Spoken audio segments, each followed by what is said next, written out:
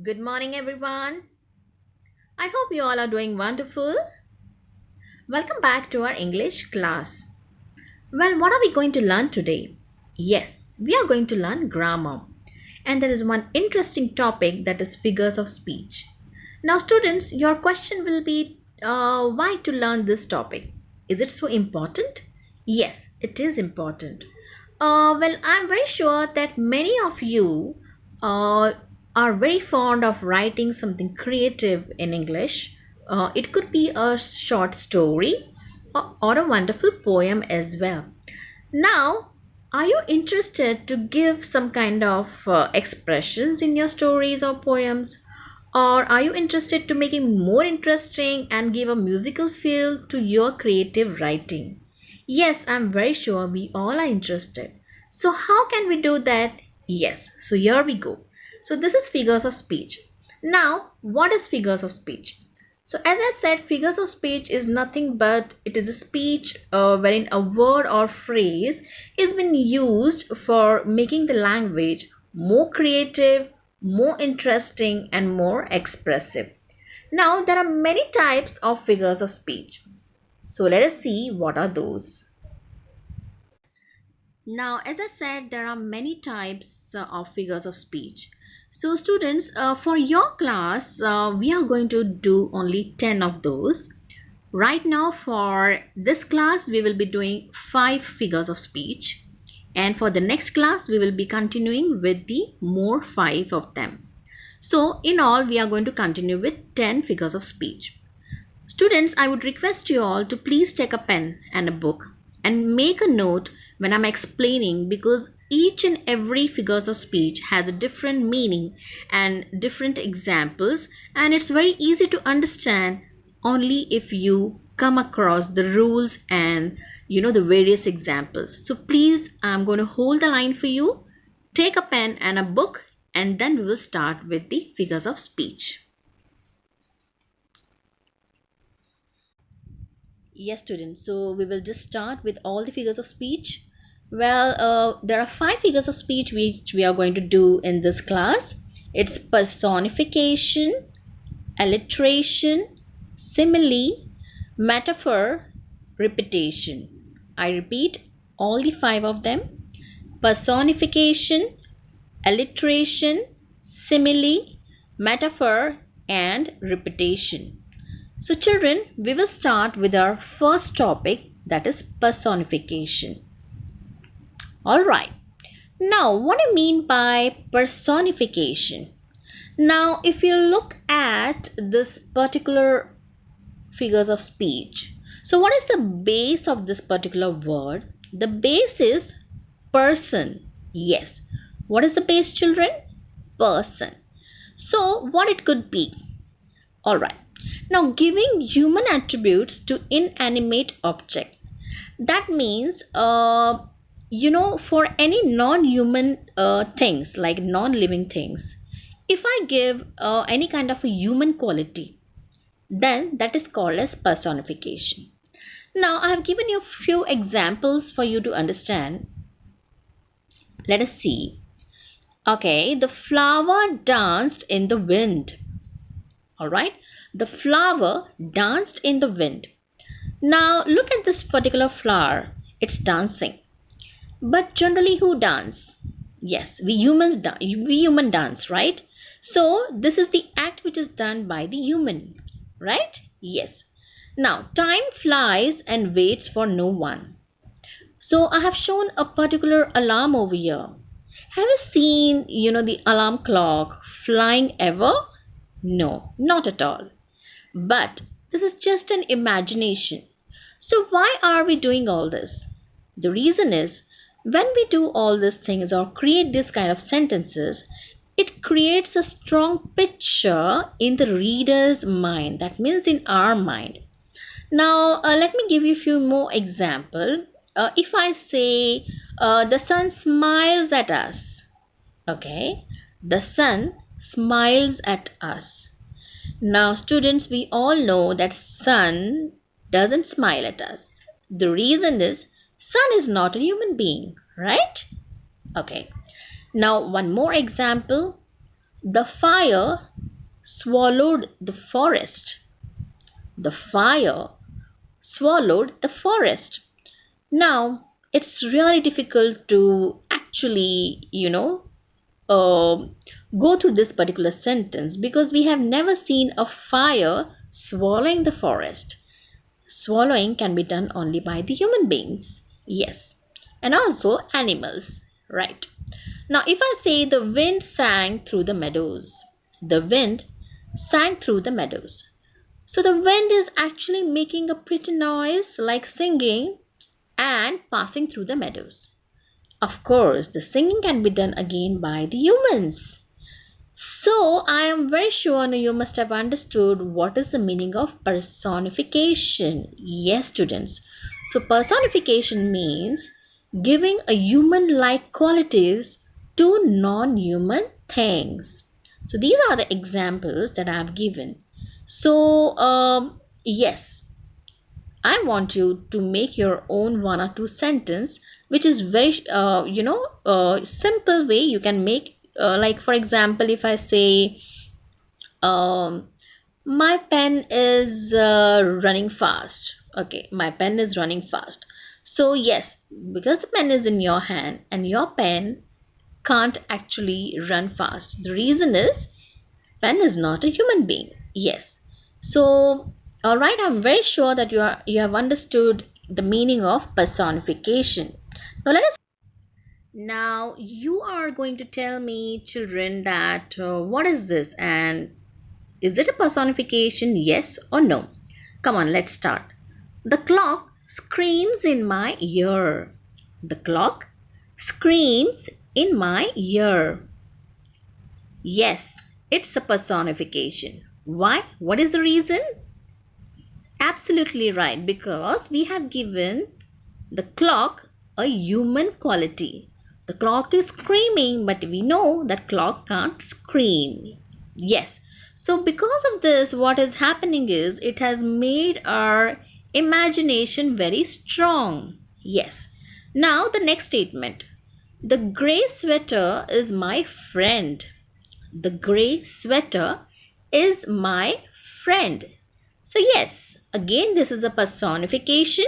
The reason is we are giving a human like quality to the sweater. Alright? So, I'm pretty sure that you have understood what is the meaning of personification. Now, students, let us come to the next topic. Yes, the next topic is alliteration. Now, what I mean by alliteration? Now, it's actually very much wonderful, topic, and I'm very sure you're going to love this. The repetition of the same sound. The repetition of the same sound at the beginning of the word. It's only at the beginning of the word, children. Just understand. Now, let's go through one example. Yes, it's Peter Piper picked a pack of pickled peppers. It's Peter Piper picked a pack of pickled pepper. Now, in my entire sentence which I've mentioned, there is a sound of p. What is the sound? It's p. That's Peter Piper picked a pack of pickled peppers. So now this is called as alliteration. Yes. Now the next one. Tim's turtle tumbles. Tim's turtle tumbles. It's the sound of t. So it's t, t, t. It's Tim's turtle tumbles. Yes. I'm very sure it's very interesting, right? Yes. Now, your question will be, why do we use alliteration? Okay, the reason is because it is giving really a musical feel to your writing skills. Yes or no? Yes, it is giving. Now let us go through this one more example. I scream, you scream. We all scream for ice cream. Yes. I scream, you scream. We all scream for ice cream. Now here the sound is of yes. So that is the reason this is called as alliteration. Now we will do this wonderful tongue twister. Yes, I'm very sure that you all know what is a tongue twister. So when we say something and our tongue gets twisted, yes. Now, once I do this, I want you all also to do this because it's really, really, really amazing and funny. Let us do. All right. Betty bought a bit of butter, but she said, "This bit of butter's bitter." But a bit of better butter mixed with this butter might just make my bit of bitter butter better. So Betty bought a bit of better butter to make her bitter butter better. Yes. See, there are so many. It was actually a kind of a twisting of the tongue, and there was a sound of b, right. And yes, of course, it's really, really joyful moment to do all this act. So this is nothing but alliteration. I'm very sure you have understood what is the meaning of alliteration here. Now, shall we go ahead with the next one? Yes. Now, our next topic is repetition. Now, you will be thinking that repetition is somewhat similar to alliteration, but no, it's not. In alliteration, we had specified that the beginning of the sound of the word, it's the beginning sound of the word. In repetition, we repeat the same word or a phrase. The same word is repeated maybe twice or thrice, but why do we do that? Or why the poet do that? The reason is to give the idea more clearer way, okay? Or to clarify the idea and give the you can say more imagination to that particular sentence. Now I've given you one example over here. The example says, yes, let it snow, let it snow, let it snow.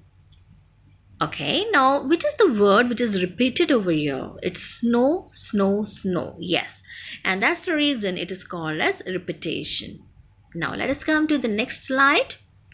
Here we go. There is one more example for repetition.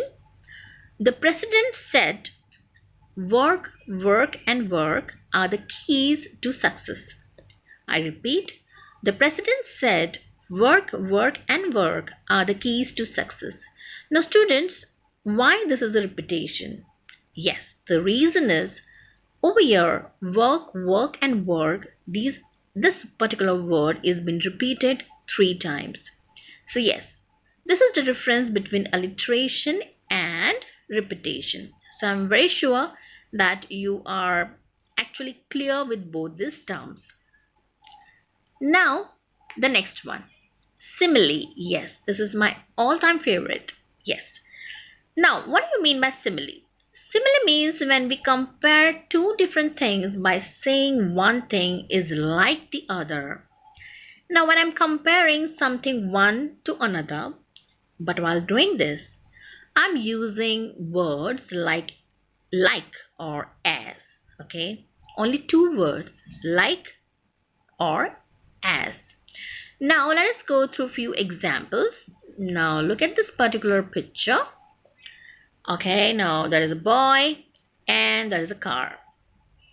Okay, now what it says, he was as fast as a sports car. He was as fast as a sports car. Now, as I said, what is the word that we use for simile? It's like or as. Now, here is a word used as. So, that particular boy is actually being compared to a sports car. That means this particular boy is running very fast like a sports car. Okay, I'm pretty sure that you have understood this particular example. Let us go through one more. Okay, yes, his hair was spiky like the top of a pineapple. His hair was spiky like the top of a pineapple. Now, here the word is like. Now, this particular boy's hair is been compared with the top of the pineapple. So yes, both this thing looks similar like a spike. That is the reason it is a simile. Okay? Now, now students, let us come to the next topic, that is metaphor. Now, how do we recognize this kind of sentences? It's very easy to recognize metaphor. The reason is it is a way of comparing two things in a very interesting and exciting way. Now, how do we do this? Generally, what happens that we describe an object or an action, but over here, we will be doing this in a way that is actually not true, but by giving a basic idea and by giving a comparison to it. Now, I will give you one example so that it will be very clear for you and we will come to know what this metaphor is all about. Now, the first sentence is it's raining cats and dogs. Now, if you look at the picture, well, it doesn't literally means that it is raining. That means, the cats and dogs are actually falling. It means that it is raining very, very heavily. Okay. Now, let us come to the next statement. Life is a roller coaster. Life is a roller coaster. Now, over here, it doesn't mean actually that life is a roller coaster, but it means that in life there is a lot of ups and downs. So, it is compared with the roller coaster. Okay, I can give you a few more examples like the classroom was a zoo. The classroom was a zoo. That means the classroom is completely messy. So we are comparing here the classroom with the zoo. Okay.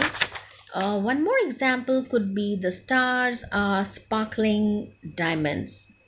The stars are sparkling diamonds. It doesn't mean that stars are diamonds, but it means that stars are really shining like diamonds. So, this is how we do the comparison in metaphor.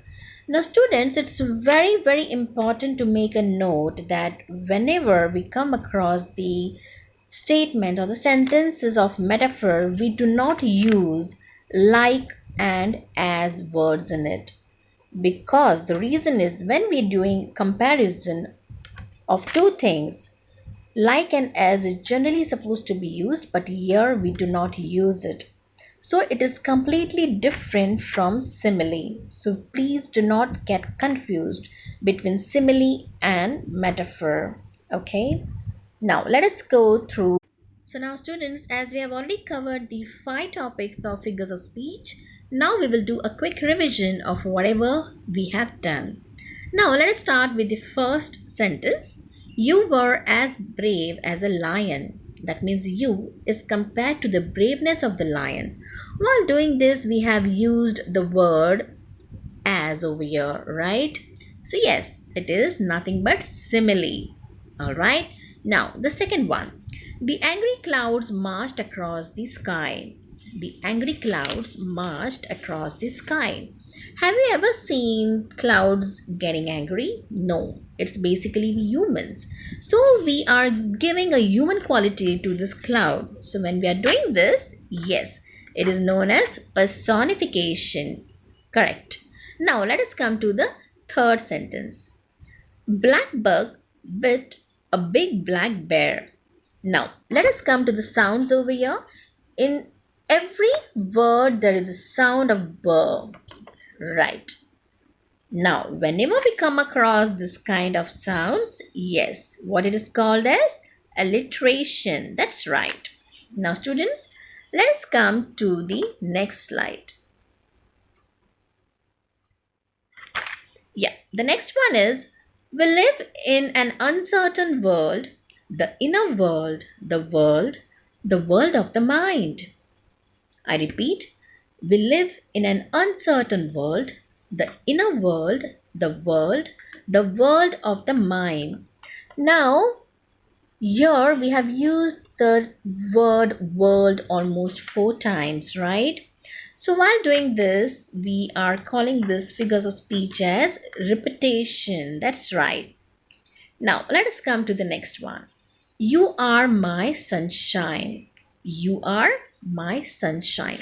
Now, my sunshine, that means you is actually compared with the sunshine. Sunshine means someone who is actually, giving us the happiness and shine to our life. So, you is directly compared with the sunshine over here. So, yes, it is nothing but metaphor. That's right, because it's a comparison. Now, students, I think all the five topics are very clear with you. So I want you all to do a revision of all these topics and please summarize this. And if you want, you can actually make your own sentences. And when the school reopens, yes, we will definitely do one activity based on that. Now, I also want to tell you that I'm also going to give you one assignment, which is a home assignment. So make sure that you are going to do this assignment and submit it online. And let your teacher also come to know whether you're able to recognize all these five best figures of speech. Okay, now once you do your revision, only then you will be able to continue with the next part or the next session of English with more five topics on figures of speech. So till then, take care, dear students, and wish you all the best. Okay, bye bye.